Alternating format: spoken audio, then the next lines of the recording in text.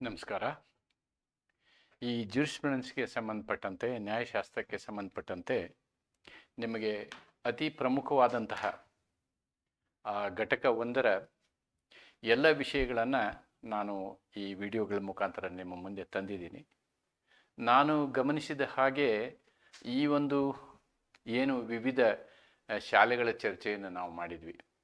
ಮೊದಲನೇ ವಿಡಿಯೋದ ಅಬ್ಸರ್ವೇಷನನ್ನು ನೋಡಿದ ನಂತರ ಸುಮಾರು ವಿದ್ಯಾರ್ಥಿಗಳು ನನಗನ್ಸುತ್ತೆ ಉಳಿದ ವಿಡಿಯೋಗಳು ನಿಮಗೆ ನೀರಸವಾಗಿ ಕಂಡಿರಬೇಕು ಅಂತ ಅಂದ್ಕೊಳ್ತೀನಿ.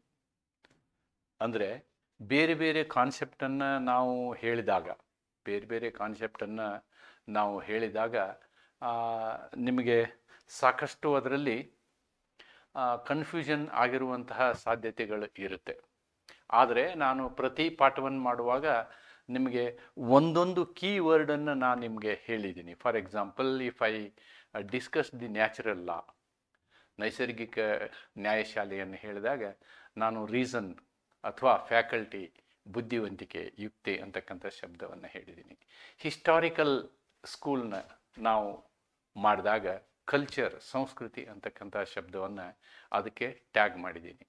ಅದೇ ತೆರನಾಗಿ ಅನಾಲಿಟಿಕಲ್ ಅಥವಾ ಪಾಸಿಟಿವ್ ಸ್ಕೂಲ್ನ ನಾನು ಡಿಸ್ಕಸ್ ಮಾಡಿದಾಗ ನಿಮಗೆ ಕಮಾಂಡ್, ಸಾವರಿನ್ ಅಂತಕ್ಕಂಥ ಶಬ್ದವನ್ನು ನಾನು ನಿಮಗೆ ಟ್ಯಾಗ್ ಮಾಡಿದ್ದೀನಿ. ಕಮಾಂಡ್ ಥಿಯರಿ ಅಂತಕ್ಕಂಥದ್ದನ್ನು, ಅಂದರೆ ಲಾ ಆ್ಯಸ್ ಇಟ್ ಈಸ್ ಅಂತಾರೆ ಅದಕ್ಕೆ.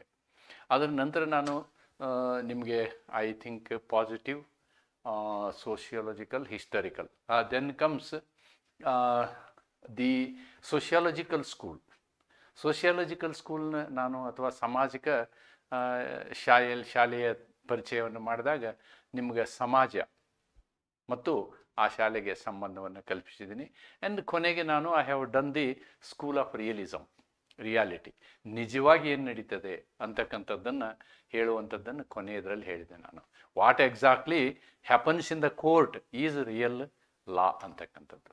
ಕೋರ್ಟಿನಲ್ಲಿ ಏನು ನಡೀತದೆ, ಆ ಕೋರ್ಟಿನ ತೀರ್ಪು ಏನು ಬರ್ತದೆ, ಅದು ಕಾನೂನು ಅಂತಕ್ಕಂಥ ಒಂದು ನಿರ್ಧಾರಕ್ಕೆ ನಾವು ಬರ್ತೀವಿ. ಅಂದರೆ ಬೇರೆ ಬೇರೆ ನ್ಯಾಯಶಾಸ್ತ್ರಜ್ಞರು ಈ ಕಾನೂನನ್ನು, ಈ ವ್ಯವಸ್ಥೆಯನ್ನು, ಅಥವಾ ಕಾನೂನಿನ ವ್ಯವಸ್ಥೆ ಅಂತ ಹೇಳ್ತೀವಿ ನಾವು, ಲೀಗಲ್ ಸಿಸ್ಟಮ್ ಅಂತ ಹೇಳ್ತೀವಿ, ಅಥವಾ ನಾವು ಇನ್ನೊಂದು ಶಬ್ದ ಯೂಸ್ ಮಾಡ್ತೀವಿ, ಜಸ್ಟಿಸ್ ಡೆಲಿವರಿ ಸಿಸ್ಟಮ್ ಅಂತ ಹೇಳ್ತೀವಿ.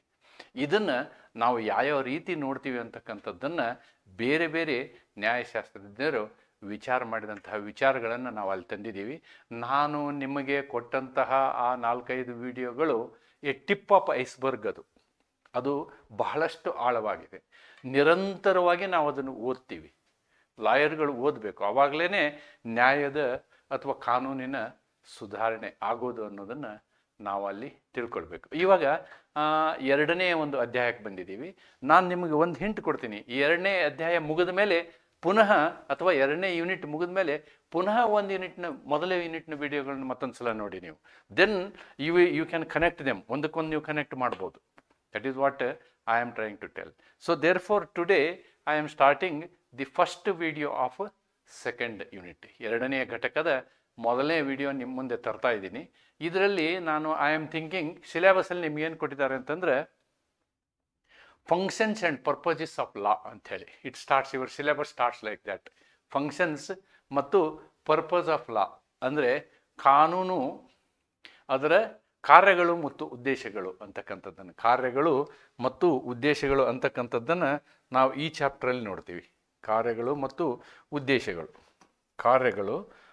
ಉದ್ದೇಶಗಳು ಅಂಥೇಳಿ ನೋಡ್ತೀವಿ. ಆದರೆ ಪರೀಕ್ಷೆಯಲ್ಲಿ ಅದರ ನೇಚರನ್ನು ಕೇಳಿದ್ದಾನೆ. He has asked the nature also. Nature means ಸ್ವರೂಪ, ಕಾನೂನಿನ ಸ್ವರೂಪ ಅಂಥೇಳಿ ಕೇಳಿದ್ದಾನೆ.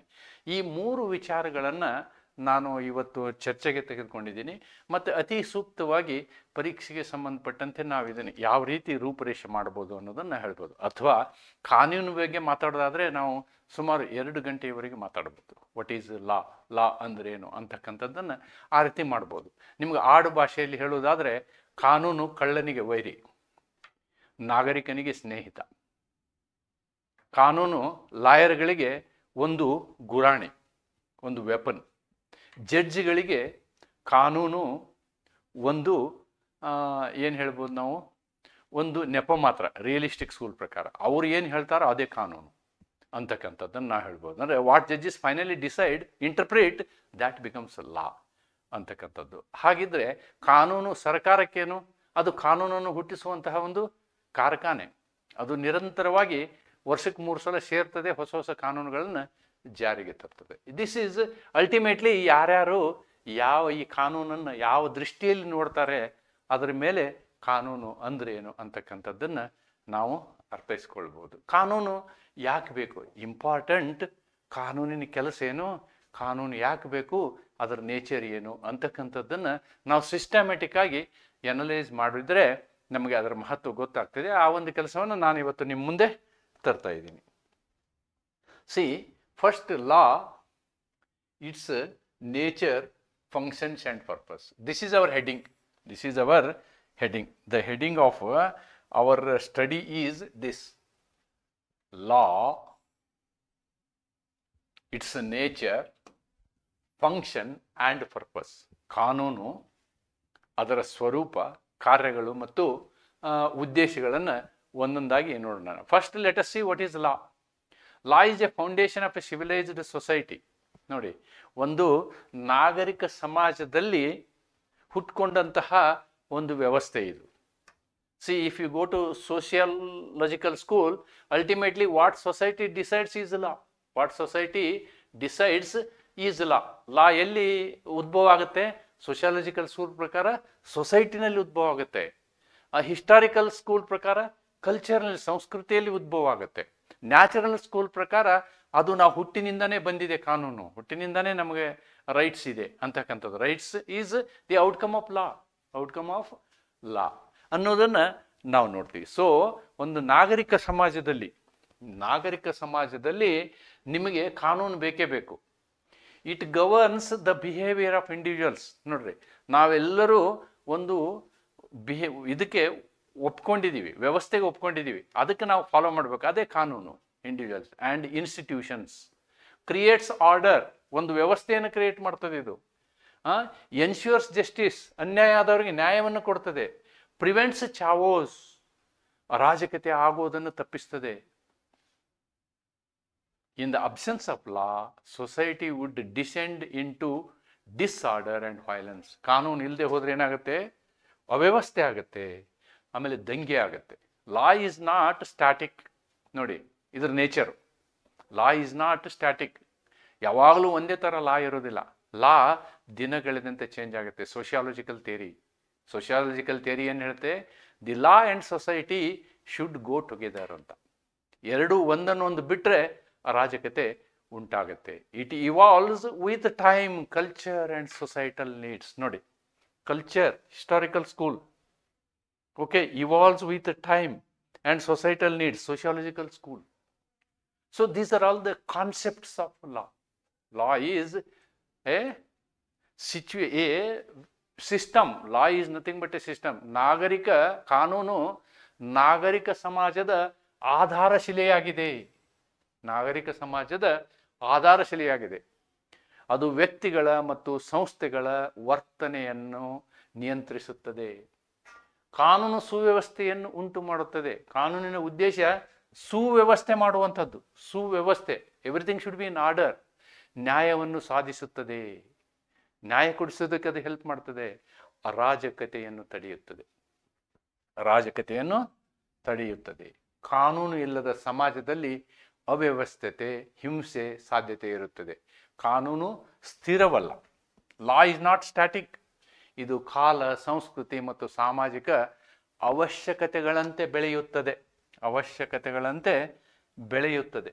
This is what is the concept of the meaning, the general meaning of law. The general meaning of law is this: law is a requirement for civilized society. Without law, a society cannot survive. ಅನ್ನೋದನ್ನ ನಾವು ತಿಳ್ಕೊಳ್ಬೇಕು. That is what is a very important thing. Meaning and nature. Now, here I am discussing meaning.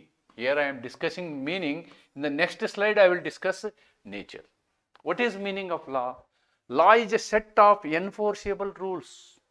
ಕೆಲವೊಂದು ನಿಯಮಗಳನ್ನು ನಾವು ಬರಿತೀವಿ, ಅದಕ್ಕೆ ನಾವೇನಂತೀವಿ? ಕಾನೂನು ಅಂತ ಹೇಳ್ತೀವಿ. Rules developed by the state. Who does the law? Law is done by a state. What is a state? We have already studied under our constitution the state has got a different pillars, and one such pillar is legislature. Legislature will create laws. Law is a set of enforceable rules developed by the state to maintain order and provide justice. The very purpose is to maintain order and provide justice. It is binding on all individuals. Law is equal for all, Article 14. Law is equal for all, binding on all individuals and institutions within the state. ಇಲ್ಲಿ state ಅಂದರೆ ದೇಶ ಅಂತಾನೆ ಅರ್ಥ, ರಾಜ್ಯ ಅಲ್ಲ, state. Law reflects moral, social, economic and political values of society. ನೋಡಿ, ಕಾನೂನು ನಮಗೇನು ಪ್ರತಿಬಿಂಬಿಸ್ತದೆ ಅಂತಂದರೆ ಒಂದು ಸಮಾಜ, ಅದರ ಆರ್ಥಿಕ ವ್ಯವಸ್ಥೆ, ರಾಜಕೀಯ ವ್ಯವಸ್ಥೆ ಹೇಗೆ ಅನ್ನೋದನ್ನು ಕಾನೂನು ಪ್ರತಿಬಿಂಬಿಸ್ತದೆ. ಭಾರತದ ಕಾನೂನು ಧರ್ಮ ನಿರಪೇಕ್ಷತೆಯನ್ನು ಪ್ರತಿಬಿಂಬಿಸ್ತದೆ. ಪಾಕಿಸ್ತಾನದ ಕಾನೂನು ಧರ್ಮವನ್ನು ಪ್ರತಿಬಿಂಬಿಸ್ತದೆ. ಕಾನೂನು ಎಂದರೆ ರಾಜ್ಯದ ವತಿಯಿಂದ ರೂಪುಗೊಳ್ಳುವ ಜಾರಿಗೆ ಬಲ್ಲ ನಿಯಮಗಳ ಸಮೂಹವಾಗಿದೆ. It is enforceable. Means if you don't follow, the punishment will follow you. That is enforceability. ಜಾರಿಗೊಳ್ಳುವಿಕೆ. ಇದು ಸುವ್ಯವಸ್ಥೆ ಮತ್ತು ನ್ಯಾಯವನ್ನು ಕಾಪಾಡಲು ಸಹಾಯ ಮಾಡುತ್ತದೆ. ಇದು ರಾಜ್ಯದಲ್ಲಿರುವ ಎಲ್ಲ ವ್ಯಕ್ತಿಗಳು ಮತ್ತು ಸಂಸ್ಥೆಗಳಿಗೆ ಬಾಧ್ಯವಾಗಿರುತ್ತದೆ. ಕಾನೂನು ಒಂದು ಸಮಾಜದ ನೈತಿಕ, ಸಾಮಾಜಿಕ, ಆರ್ಥಿಕ ಮತ್ತು ರಾಜಕೀಯ ಮೌಲ್ಯಗಳನ್ನು ಪ್ರತಿಬಿಂಬಿಸುತ್ತದೆ. This is what is law. Then what is its nature? ಏನು ಕಾನೂನಿನ ಸ್ವಭಾವ, ಏನು ಸ್ವರೂಪ, ಏನು ಸ್ವಭಾವ? ಕಾನೂನಿನ ಸ್ವಭಾವ ಹೇಗಿರುತ್ತೆ ಅಂತಕ್ಕಂಥದ್ದನ್ನು ನಾವೊಂದು 2-3 ಪಾಯಿಂಟ್ಗಳನ್ನು ನಿಮ್ಮ ಮುಂದೆ ಮಾಡಿದ್ದೀವಿ. Law does not describe what it is but prescribes. ನೋಡಿ, ಕಾನೂನು ಅಂದರೆ ಇದು ಏನು ಅಂತ ಹೇಳೋದಿಲ್ಲ. It only says it is this, this is this. Always move on the left hand side of the road. ಅದು ನಿಮ್ಗೆ ಹೇಳೋದಿಲ್ಲ ನೀವು ಯಾವ ಕಡೆ ಹೋಗ್ತೀರಿ ಸರ್ ಅಂತ ಕೇಳಲ್ಲ. ಕಾನೂನು ಏನು ಹೇಳುತ್ತೆ? ನೀವು ಎಡಗಡೆಗೆ ಹೋಗಬೇಕು. ಎಡಗಡೆ ಓವರ್ಟೇಕ್ ಮಾಡಬೇಕಾದ್ರೆ ಮಾತ್ರ ನೀವು ಬಲಗಡೆಯಿಂದ ಓವರ್ಟೇಕ್ ಮಾಡಬೇಕು, ಎಡಗಡೆಯಿಂದ ಓವರ್ಟೇಕ್ ಮಾಡಬಾರ್ದು. This is law. Nature, normative. ಇದು ಏನು ಮಾಡುತ್ತೆ? ಒಂದು ಮಾನದಂಡವನ್ನು ಕ್ರಿಯೇಟ್ ಮಾಡ್ತದೆ. It creates A standards. Normalise ಮಾಡುತ್ತೆ, ಗಡಬಡಿ ಆಗಲಾರ್ದಂಗೆ ನೋಡ್ಕೊಳ್ಳುತ್ತೆ.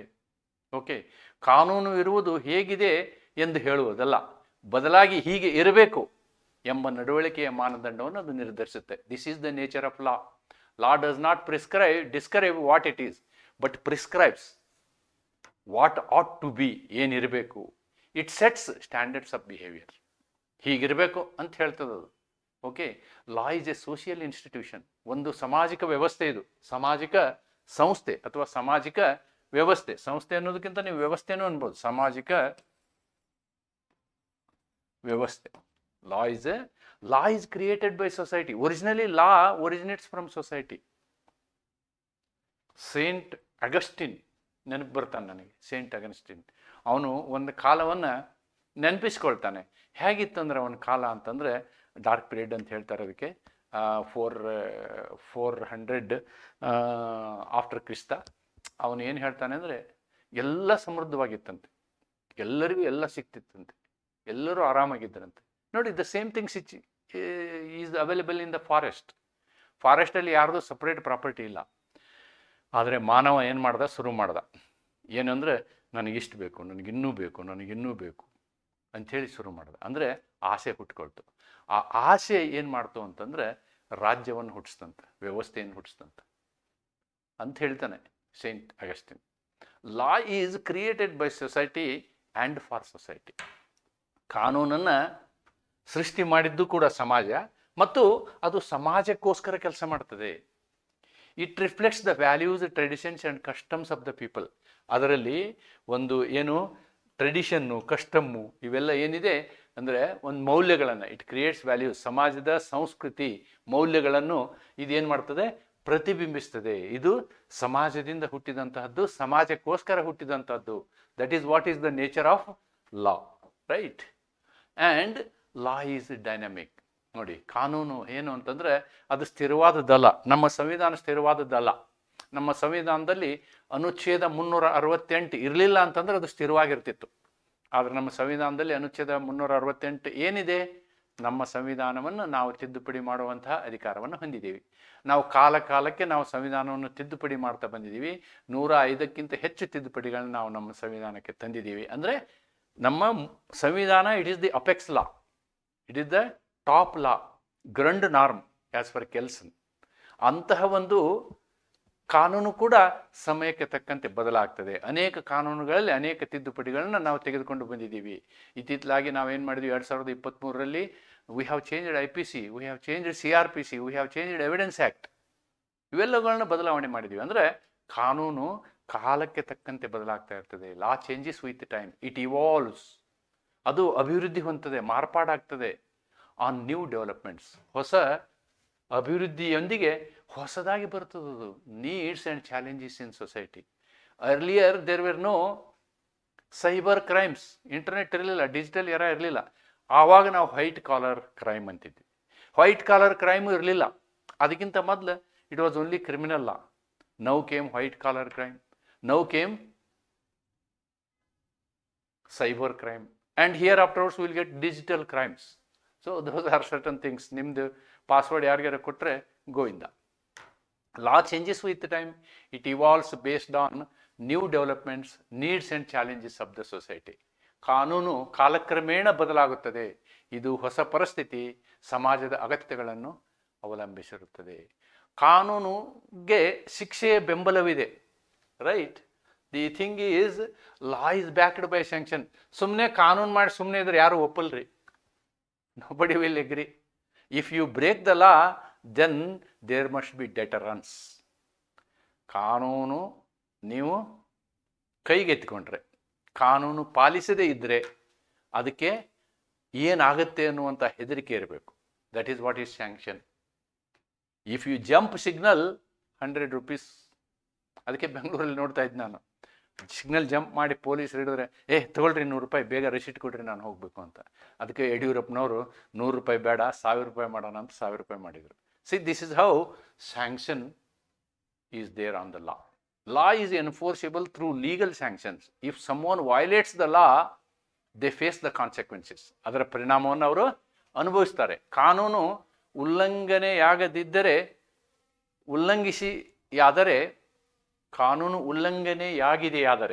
ಕಾನೂನು ಉಲ್ಲಂಘನೆಯಾಗಿದೆಯಾದರೆ ಶಿಸ್ತು ಮೂಲಕ ಶಿಕ್ಷೆ ನೀಡಲಾಗುತ್ತದೆ. ಕಾನೂನು ಜಾರಿಗೆ ಶಕ್ತಿ ಇದ್ದೇ ಇರುತ್ತದೆ.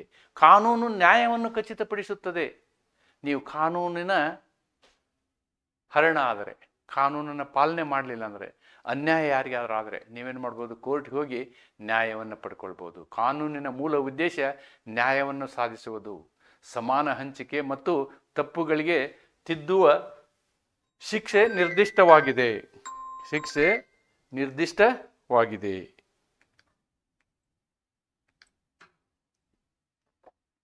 The fundamental aim of law is to promote justice, both distributive and corrective. I will explain this.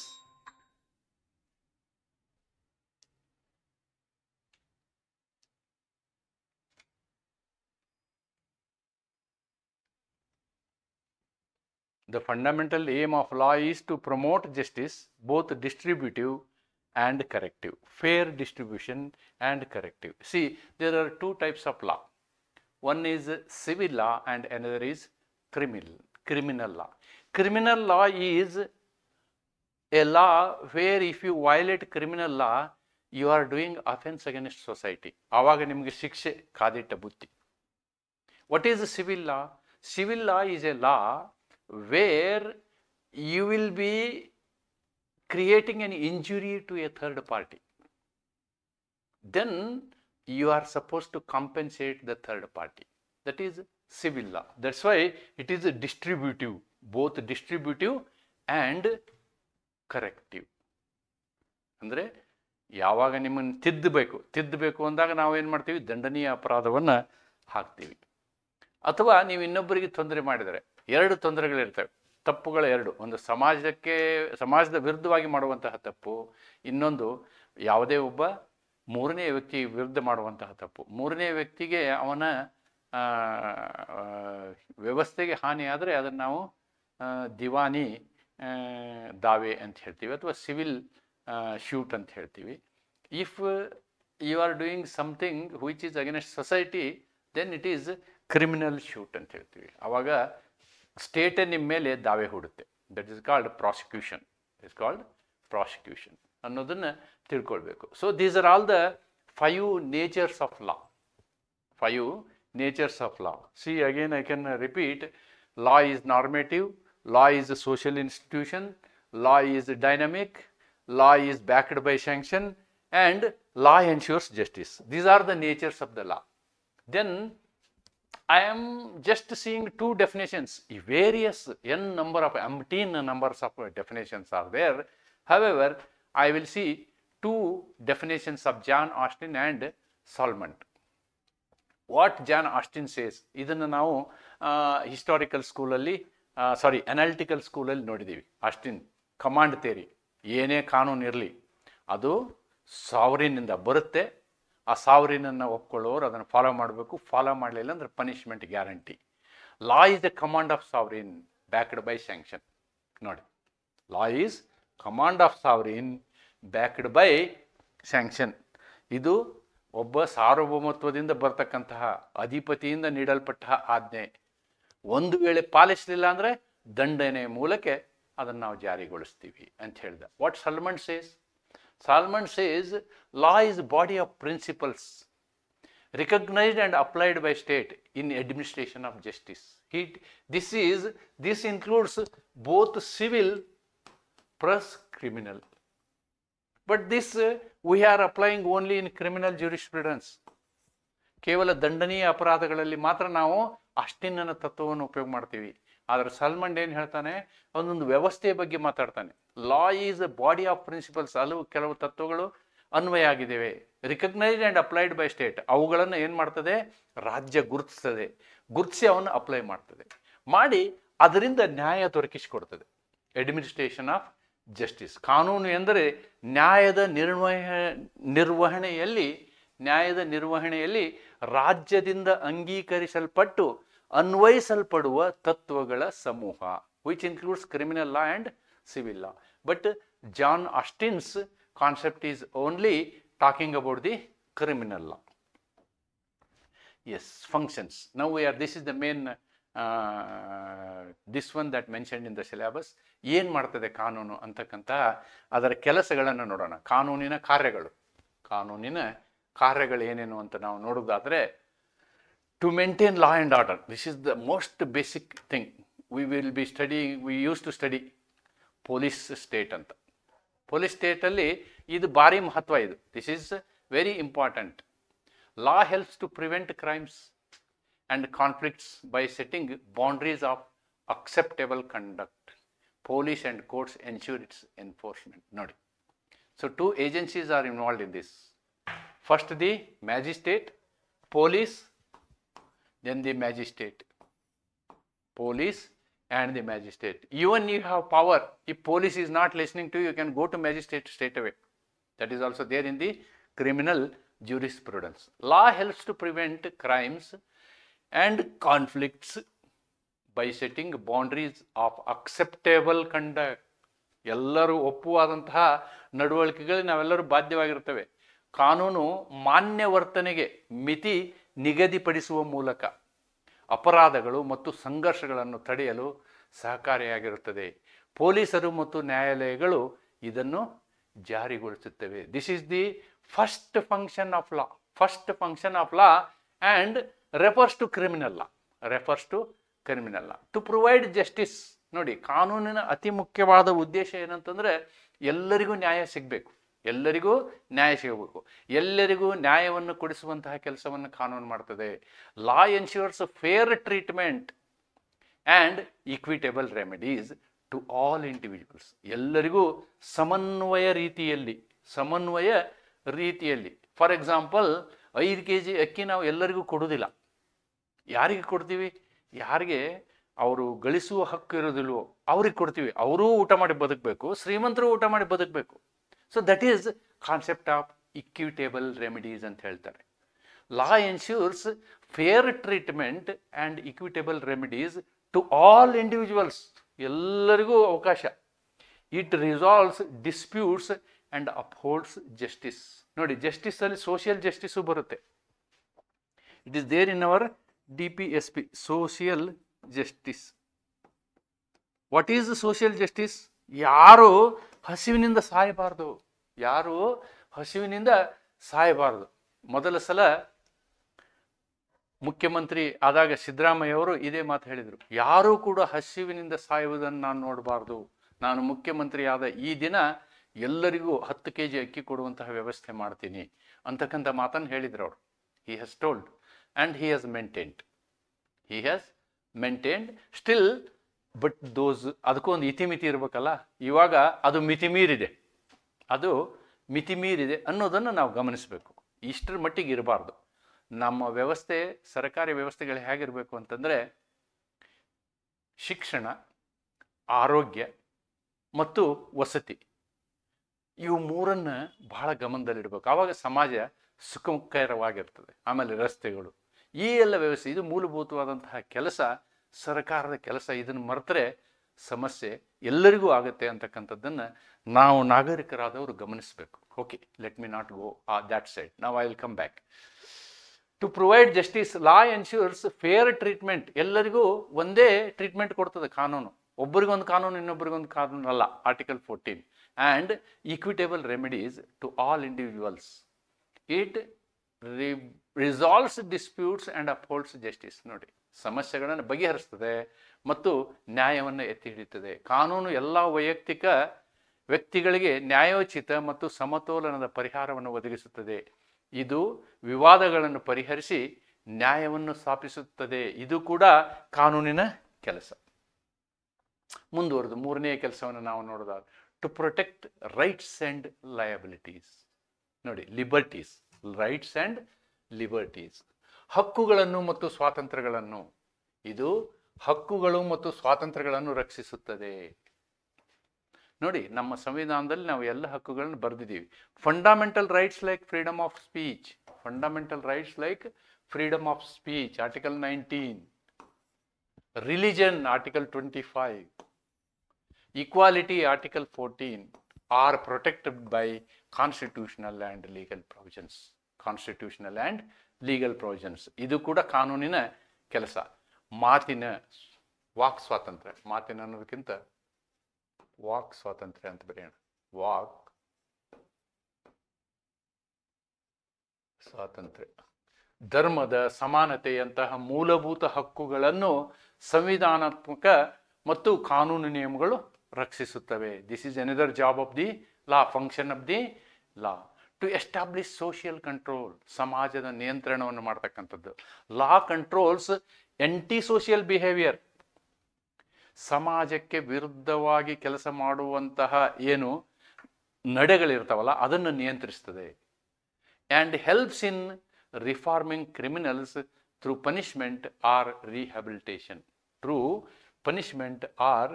Rehabilitation. ನೋಡಿ, ಇಲ್ಲಿ ಏನು ಮಾಡ್ತೀವಿ ನಾವು ಅಂತಂದರೆ, ಈ ಕಾನೂನಿನ ಮುಖಾಂತರ ಸಮಾಜದ ಅಸಾಮಾಜಿಕ ವರ್ತನೆಗಳಿಗೆ ಅಂಕುಶ ಹಾಕುತ್ತದೆ ಕಾನೂನು. ಅಪರಾಧಿಗಳನ್ನು ಶಿಕ್ಷೆ ಅಥವಾ ಪುನರ್ವಸತಿ ಮೂಲಕ ಸಹಾಯ ಮಾಡುತ್ತದೆ. ನೋಡಿ, ಅಪರಾಧಿಗಳಿಗೆ ಶಿಕ್ಷೆ ಕೊಡ್ತದೆ, ಅವರ ಪುನರ್ವಸತಿಯನ್ನು ಕೂಡ ಮಾಡ್ತದೆ. ಈಗ for example first time offender, juvenile offender, ಇವರಿಗೆಲ್ಲ ಬೇರೆ ರೀತಿಯಾದಂತಹ ಟ್ರೀಟ್ಮೆಂಟ್ ಇರುತ್ತೆ. ಆದರೆ ಹ್ಯಾಬಿಚುವಲ್ ಅಫೆಂಡರ್ ಇದ್ದರೆ ಅವನಿಗೆ ಶಿಕ್ಷೆ ಗ್ಯಾರಂಟಿ. ಈ ರೀತಿಯಾದಂತಹ ವ್ಯವಸ್ಥೆಯನ್ನು ನಮ್ಮ ಕಾನೂನು ಮಾಡಿಕೊಡ್ತದೆ ಅಂತಕ್ಕಂಥದ್ದನ್ನು ನಾವು ಗಮನಿಸಬೇಕು. To facilitate social change. ನೋಡಿ, ಸಮಾಜ ಬದಲಾದಾಗ ನಾವೇನು ಮಾಡ್ತೀವಿ, ಕಾನೂನನ್ನು ಬದಲಾಯಿಸ್ತಾ ಹೋಗ್ತೀವಿ. ಒಂದು ಕಾಲದಲ್ಲಿ ಸತಿ, ದೇವದಾಸಿ, ಅಡಲ್ಟ್ರಿ ಅವೆಲ್ಲ ಕಾನೂನಾಗಿದ್ದು.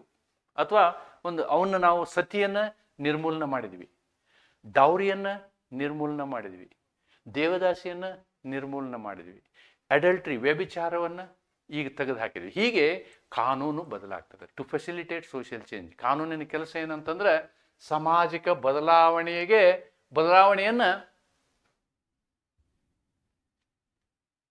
ಏನು ಮಾಡೋದು, ಬದಲಾವಣೆಗೆ ನೆರವು ನೀಡುವುದು, ಸಹಾಯ ಮಾಡುವುದು.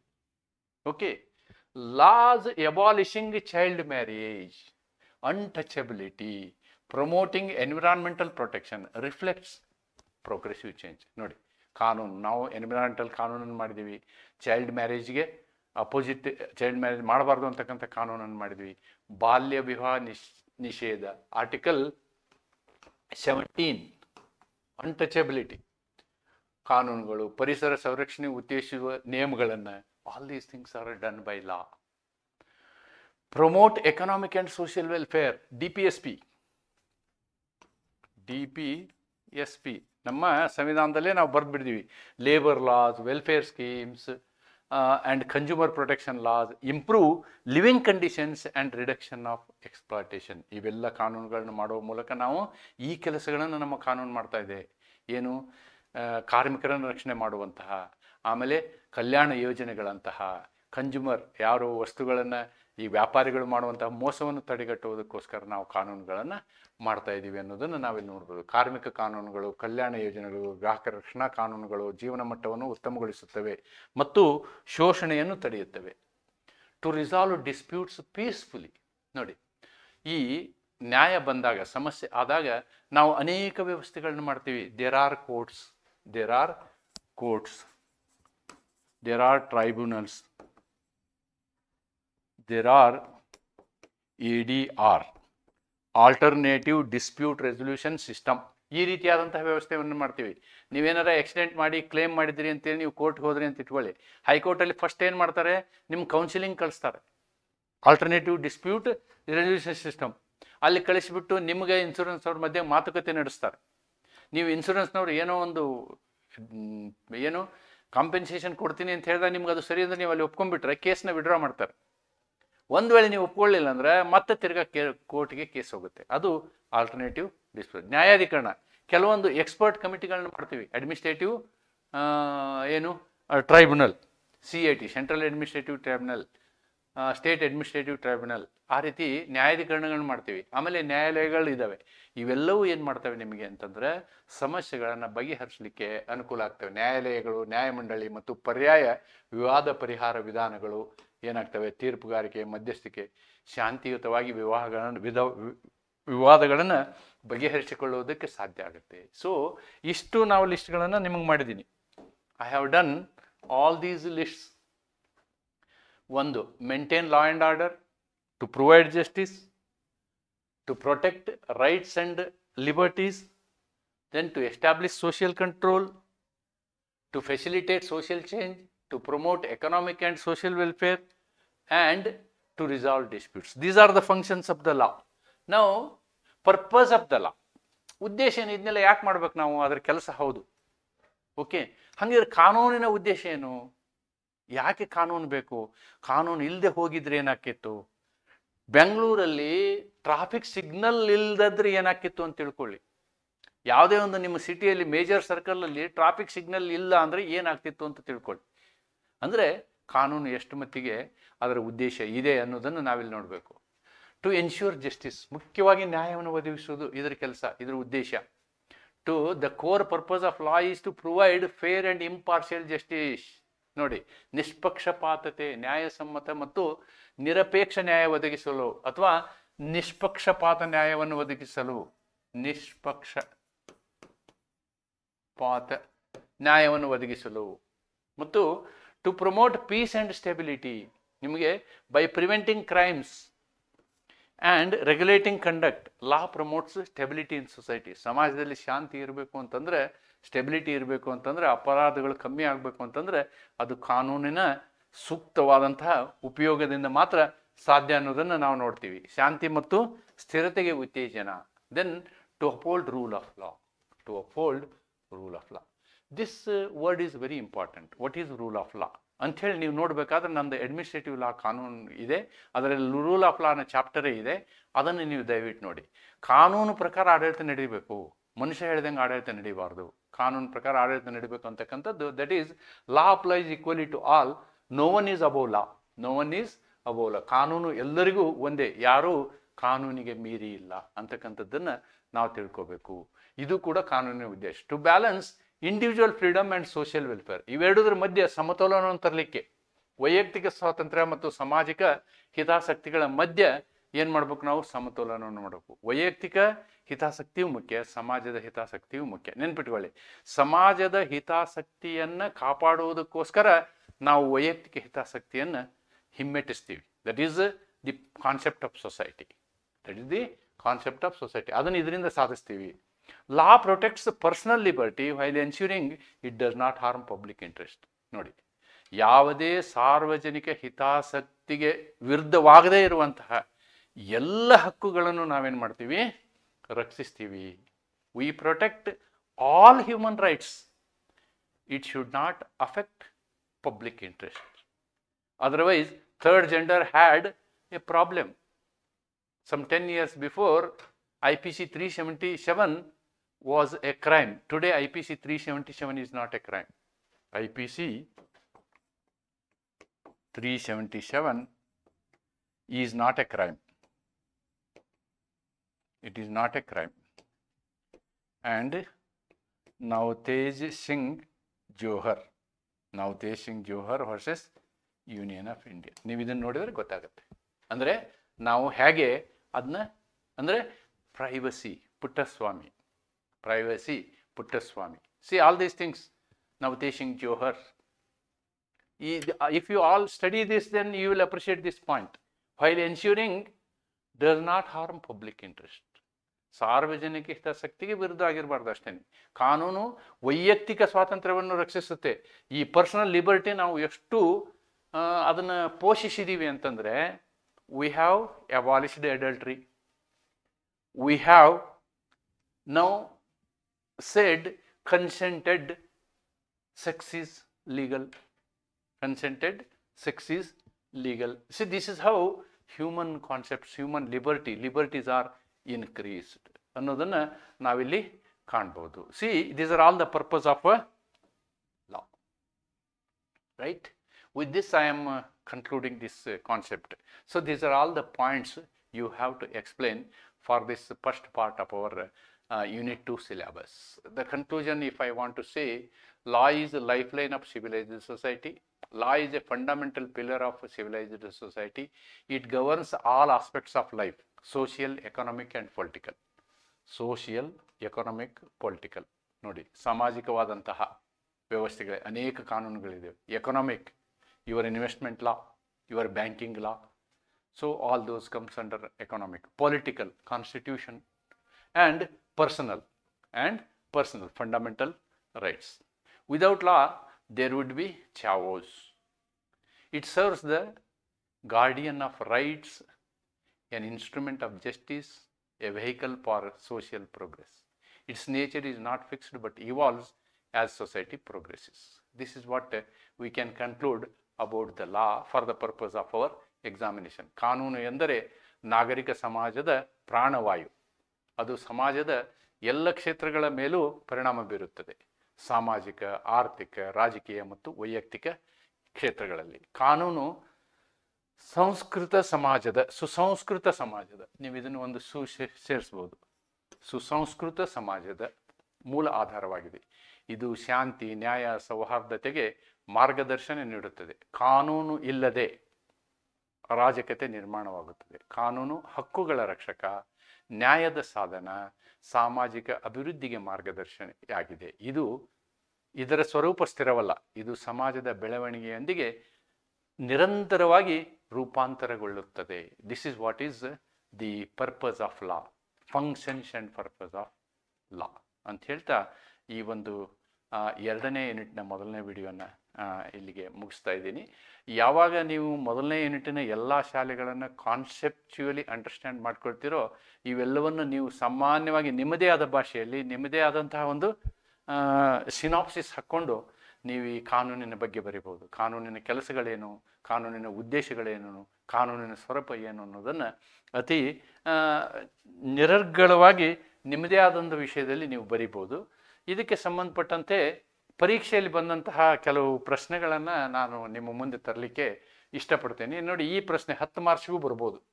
It may come for long answer. The question is, explain the nature, characteristic and purpose of law. ನಾನೇನು ಎಕ್ಸ್ಪ್ಲೇನ್ ಮಾಡಿದ್ದೀನೋ all these things have to be included. The whole lecture has to be included here. ನೋಡಿ, discuss the function and purpose of the law, ಇದನ್ನೇ ಸಿಲೆಬಸಲ್ಲಿ ಬರೆದಿರೋದು.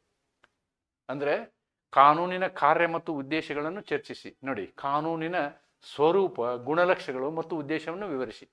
Okay, this is the question. The purpose of law, short note, 6 marks. So ಈ ರೀತಿ ನಿಮಗೆ ಪ್ರಶ್ನೆಗಳು ಬರ್ತದೆ. ಆದ್ದರಿಂದ it's the very simple concept. ನೀವು ನಿಮ್ಮದೇ ಆದಂತಹ ನೋಟ್ಸ್ ಮಾಡಿಕೊಂಡು ತುಂಬ ಇಫೆಕ್ಟಿವ್ ಆಗಿ ಈ ಪ್ರಶ್ನೆಗೆ ಉತ್ತರಿಸೋದಕ್ಕೆ ನೀವು ರೆಡಿ ಆಗ್ತೀರಿ ಅಂತಕ್ಕಂಥ ಒಂದು ಮಾತನ್ನು ಹೇಳ್ತಾ, so I am concluding the class of law with second unit's concept. I will come with a new chapter within couple of days on new subject ಅಂತ ಹೇಳ್ತಾ, ಮುಂದಿನ ವಿಡಿಯೋದಲ್ಲಿ ಈ ಘಟಕ 2ಕ್ಕೆ ಸಂಬಂಧಪಟ್ಟಂತಹ ಬೇರೆ ವಿಷಯವನ್ನು ಎತ್ತಿಕೊಂಡು ನಾನು ನಿಮ್ಮ ಮುಂದೆ ಬರ್ತೀನಿ ಅಂತ ಹೇಳ್ತಾ, ನಾನು ನಿಮಗೆ ಒಂದು ರಿಮೈಂಡರನ್ನು ಮಾಡೋದಿಷ್ಟೇ. ನೆನ್ಪಿಟ್ಕೊಳ್ಳಿ, ನನ್ನ ಮೊದಲ ಯೂನಿಟ್ನ, ಫಸ್ಟ್ ಯೂನಿಟ್ನ 4-5 ವಿಡಿಯೋಗಳಿದಾವಲ್ಲ, ಅವನ್ನ ನೀವು 2-3 ಸಲ ನೋಡಬೇಕು. ಅದರ ಕಾನ್ಸೆಪ್ಟನ್ನು, ಪರಿಕಲ್ಪನೆಯನ್ನು ಸರಿಯಾದ ರೀತಿಯಲ್ಲಿ ಅರ್ಥೈಸ್ಕೊಳ್ಬೇಕು. ಅದಕ್ಕೆ ಸಂಬಂಧಪಟ್ಟಂತೆ ನೀವು ಬೋಡೆನ್ ಹ್ಯಾಮರ್ ಪುಸ್ತಕ ಓದ್ಬೋದು, ಮಹಾಜನ್ ಬುಕ್ ಓದ್ಬೋದು. ಇದು ಯಾವುದು ಬೇಡ ಅಂತಂದರೆ ನೀವು ಮೈನೇನಿ ಪುಸ್ತಕವನ್ನು ಕೂಡ ಓದ್ಬೋದು. ಈ 3 ಪುಸ್ತಕಗಳನ್ನ ನೀವು ರೆಫರ್ ಮಾಡಿ. ಇಂಗ್ಲೀಷ್ ಮೀಡಿಯಂ ಹುಡುಗರು, ಕನ್ನಡ ಮೀಡಿಯಂನವರು ನಾನು ಬರೆದಂತಹ ಒಂದು ಕಾನ್ಸೆಪ್ಟನ್ನು, ಮಾತನಾಡಿದಂತಹ ಕಾನ್ಸೆಪ್ಟನ್ನು ನೀವು ಸರಿಯಾದ ರೀತಿಯಲ್ಲಿ ಅರ್ಥ ಮಾಡಿಕೊಂಡ್ರೆ ನೀವು ಪರಿಣಾಮಕಾರಿಯಾಗಿ ಪರೀಕ್ಷೆಯಲ್ಲಿ ಆ ಒಂದು ಯೂನಿಟ್ 1ಅನ್ನು ಸೂಕ್ತ ರೀತಿಯಲ್ಲಿ ನೀವು ಉತ್ತರಿಸ್ಬೋದು ಅಂತ ಹೇಳ್ತಾ, ಇವತ್ತಿನ ಈ ವಿಡಿಯೋ ಕೂಡ ಅಷ್ಟೇ ಇಂಪಾರ್ಟೆಂಟು. ಈ ವಿಡಿಯೋನ ನೋಡಿದಾಗ ನಿಮಗೆ ಅನಿಸ್ಬೇಕು, ಇಲ್ಲ ನಾನು ಯೂನಿಟ್ 1ನ ಎಲ್ಲ ವಿಡಿಯೋಗಳನ್ನು ನಾನು ಚೆನ್ನಾಗಿ ಓದಬೇಕು, ಆವಾಗ ಈ ಕಾನ್ಸೆಪ್ಟ್ಗಳನ್ನ ನಾನು ಆರಾಮಾಗಿ ಬರಿಬೋದು ಅಂಥೇಳಿ ಅನಿಸ್ಬೇಕು. ಆ ರೀತಿಯಾದಂತಹ ಒಂದು ಥಿಂಕಿಂಗ್ ನಿಮ್ಮಲ್ಲಿ ಬಂದರೆ ನೀವು ಜ್ಯೂರಿಸ್ಪ್ರುಡೆನ್ಸನ್ನು ಭಾಳ ಸಮರ್ಪಕವಾಗಿ ಬರಿಬೋದು ಅಂತ ಹೇಳ್ತಾ ನಾನು ಈ ವಿಡಿಯೋನಲ್ಲಿ ಮುಗಿಸ್ತೀನಿ. ನಮಸ್ಕಾರ.